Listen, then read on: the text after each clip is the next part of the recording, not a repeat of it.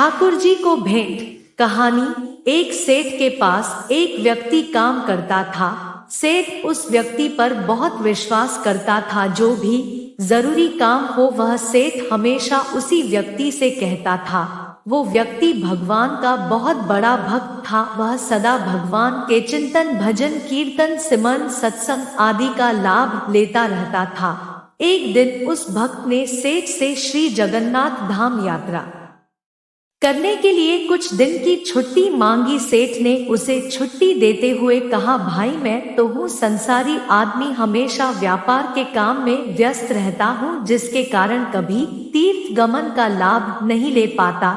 तुम जा ही रहे हो तो यह लो 100 रुपए मेरी ओर से, इससे श्री जगन्नाथ प्रभु के चरणों में समर्पित कर देना। भक्त सेठ से 100 रुपए लेकर श्री जगन्नाथ धाम यात्रा पर निकल गया। कई दिन की पैदल यात्रा करने के बाद वह श्री जगन्नाथपुरी पहुंचा।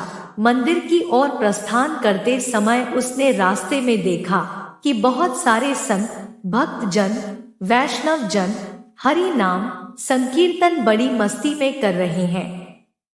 सभी की आंखों से अश्रुधारा बह रही है।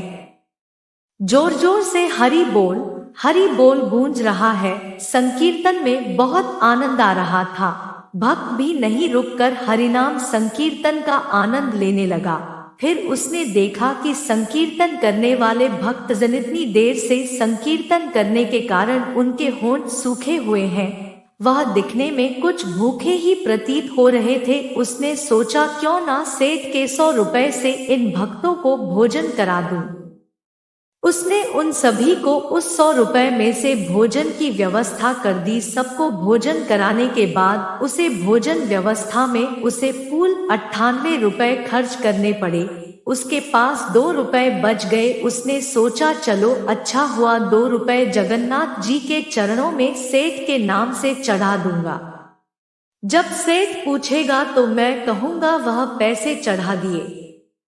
सेठ यह नहीं कहेगा 100 रुपए चढ़ाए। सेठ पूछेगा पैसे चढ़ा दीजिए। मैं बोल दूंगा कि पैसे चढ़ा दिए। झूठ भी नहीं होगा और काम भी हो जाएगा। वह भक्त श्री जगन्नाथ जी के दर्शनों के लिए मंदिर में प्रवेश किया। श्री जगन्नाथ जी की छवि को निहारते हुए अपने हृदय में उनको विराजमान कराया। अंत में उसने सेठ के 2 रुपए श्री जगन्नाथ जी के चरणों में चढ़ा दिए और बोला, यह 2 रुपए सेठ ने भेजे हैं। उसी रात सेठ के पास स्वप्न में श्री जगन्नाथ जी आए और बोले, सेठ तुम्हारे 98 रुपए मुझे मिल गए हैं। यह कहकर श्री जगन्नाथ जी अंतर्ध्यान हो गए। सेठ सोचने लगा, मेरा नौकर बड़ा ईमानदार है, पर अचानक उसे क्या जरूरत पड़ गई थी। वह 2 रुपए भगवान को कम चढ़ाया। उसने 2 रुपए का क्या खा लिया? उसे ऐसी क्या जरूरत पड़ी? ऐसा विचार सेठ करता रहा। काफी दिन बीतने के बाद भक्त वापस गांव आया और सेठ के पास पहुंचा। सेठ ने कहा कि मेरे पैसे जगन्नाथ जी को चढ़ा दी? भक्त बोला, हाँ मैंने पैसे चढ़ा दिए। सेठ ने कहा, पर तुमने 98 रुपए क्यों चढ़ाए? 2 रुपए किस काम में प्रयोग किए? तब भक्त ने सारी बात बताई कि उसने 98 रुपए से संतों को भोजन करा दिया था और ठाकुर जी को सिर्फ 2 रुपए चढ़ाए थे। सेठ बड़ा खुश हुआ। वह भक्त के चरणों में गिर पड़ा और बोला, आप धन्य हो, आपकी वजह से मुझे श्री जगन्नाथ जी के दर्शन बैठे बैठे हो गए। भक्तमाल की कथा कहते हुए श्री भक्तमाली बिहारी दास जी महाराज कहते हैं कि भगवान को आपके धन की कोई आवश्यकता नहीं है।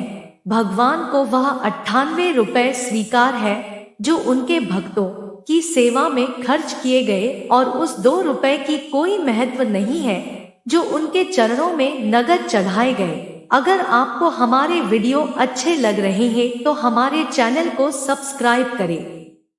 धन्यवाद।